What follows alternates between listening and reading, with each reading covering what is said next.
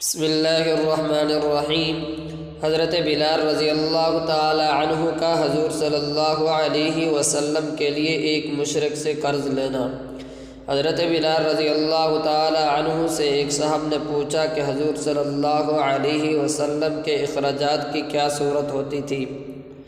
حضرت بلال رضی اللہ تعالی عنہ نے فرمایا کہ حضور صلی اللہ علیہ وسلم کے پاس کچھ جمع تو رہتا ہی نہیں تھا، یہ خدمت میرے سپرد تھی، جس کی صورت یہ تھی کہ کوئی مسلمان بھوکا آتا تو حضور صلی اللہ علیہ وسلم مجھے ارشاد فرما دیتے، میں کہیں سے قرض لے کر اس کو کھانا کھلا دیتا۔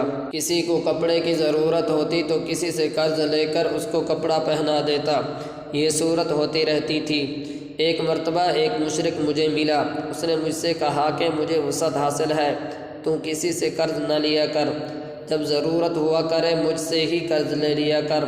میں نے کہا اس سے بہتر کیا ہوگا، اس سے قرض لینا شروع کر دیا۔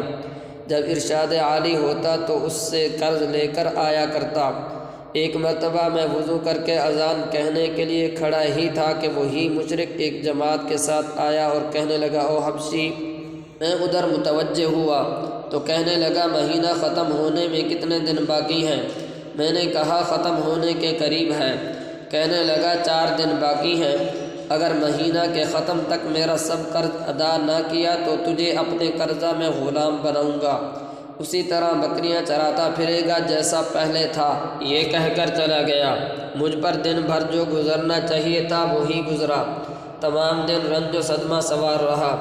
عشاء کی نماز کے بعد حضور صلی اللہ علیہ وسلم کی خدمت میں تنہائی میں حاضر ہوا اور سارا قصہ سنایا اور عرض کیا کہ یا رسول اللہ، نہ آپ کے پاس اس وقت ادا کرنے کو فوری انتظام ہے اور نہ کھڑے کھڑے میں کوئی انتظام کر سکتا ہوں، اور وہ بدبخت ذلیل کرے گا، اس لیے اگر اجازت ہو تو اتنے قرض اتارنے کا انتظام ہونے تک میں کہیں روپوش ہو جاؤں۔ جب حضور صلی اللہ علیہ وسلم کے پاس کہیں سے کچھ آئے گا تو میں حاضر ہو جاؤں گا۔ یہ عرض کر کے میں گھر آیا، تلوار لی اور ڈھال اٹھائی۔ یہی سامان سفر تھا اور صبح کا انتظار کرتا رہا کہ صبح کے قریب کہیں چلا جاؤں گا۔ صبح قریب ہی تھی کہ ایک صاحب دوڑتے ہوئے آئے کہ حضور صلی اللہ علیہ وسلم کی خدمت میں جلدی چلو۔ میں حضور صلی اللہ علیہ وسلم کی خدمت میں حاضر ہوا تو دیکھا 4 اونٹنیاں جن پر سامان لدا ہوا تھا بیٹھی ہیں۔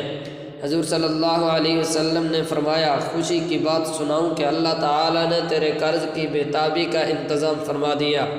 میں نے اللہ کا شکر ادا کیا اور خوشی خوشی ان کو لے کر گیا اور سارا قرض ادا کر دیا۔